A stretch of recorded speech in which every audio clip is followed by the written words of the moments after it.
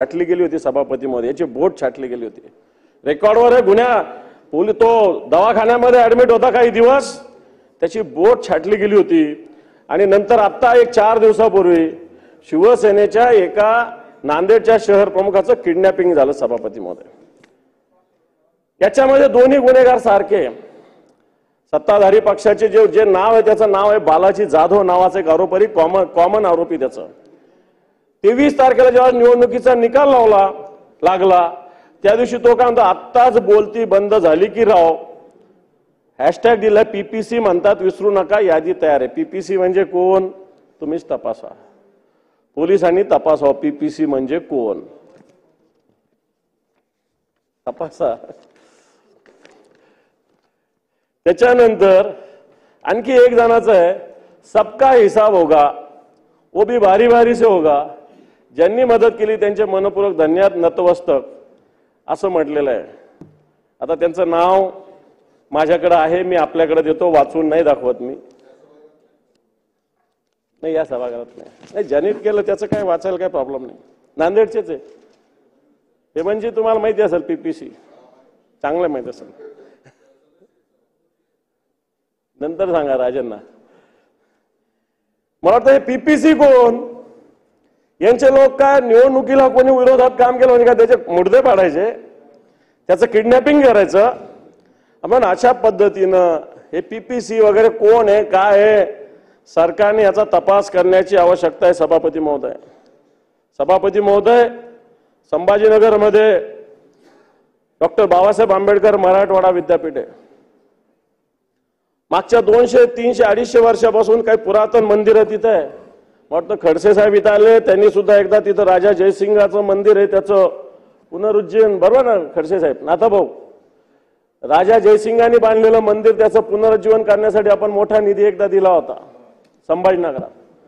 असे जवळपास 150-200 मंदिरं त्या ठिकाणी आहे. आणि सगळे मंदिरं कॉर्पोरेशनचा कमिशनर पाडण्याचा आदेश देतो. कॉर्पोरेशन आत्ता झालेली हे मंदिरं 200-250 वर्षापूर्वीचे मंदिर आहेत या ठिकाणी. राजा जयसिंगाच्या काळातले पासूनचे, संत जनार्दन स्वामींच्या काळातले आहे. निपट निरंजन म्हणून आमच्याकडे सुप्रसिद्ध एक संस्थान आहे. आणि मला असं वाटतं तिथं बौद्ध विहार आहे, विद्यापीठात मंदिरं आहेत. जनतेनं मोठा उठाव केलाय. सभापती महोदय, वाटतं मी आपल्या माध्यमातून सरकारला विनंती करेल, आवाहन करेल की या कोणत्याही मंदिराला धक्का लागता कामा नये.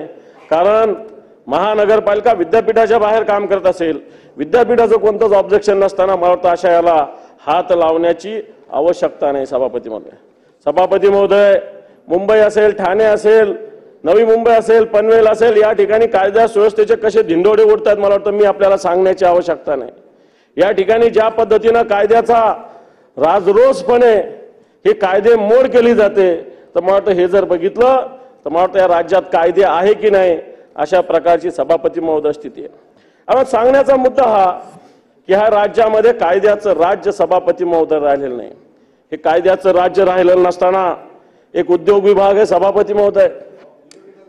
या उद्योग विभागाची स्थिती जर बघितली, या उद्योग विभागाची सभापती महोदय स्थिती बघितली तर काय स्थिती आहे.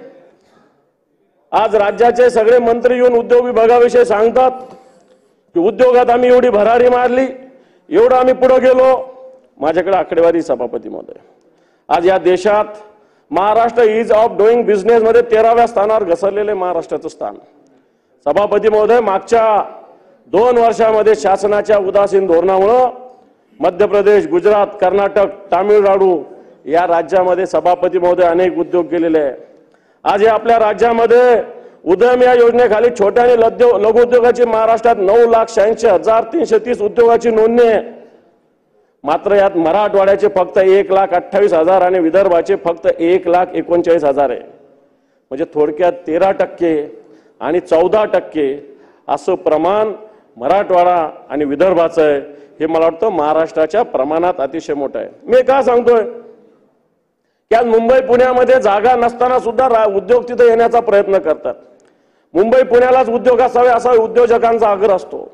परंतु मला असं वाटतं विदर्भ असेल, मराठवाडा असेल, या ठिकाणी सुद्धा या उद्योगाला येण्यासाठी एक संधी उपलब्ध करून देण्याची आवश्यकता आहे.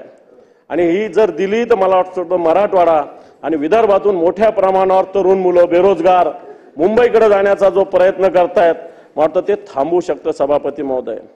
हे सगळं होत असताना नागपूरमध्ये मला वाटतं याच्यावर बोलून हा विषय इतका झाला मिहानचा गवगवा करून बेसिक फॅसिलिटी सुद्धा अजून मिहानमध्ये मिळाली नाही या नागपूरमध्ये सभापती महोदय. आज या ठिकाणी या फॅसिलिटी नाही म्हणून एवढे सगळे नेतृत्व इथे या नागपूरमध्ये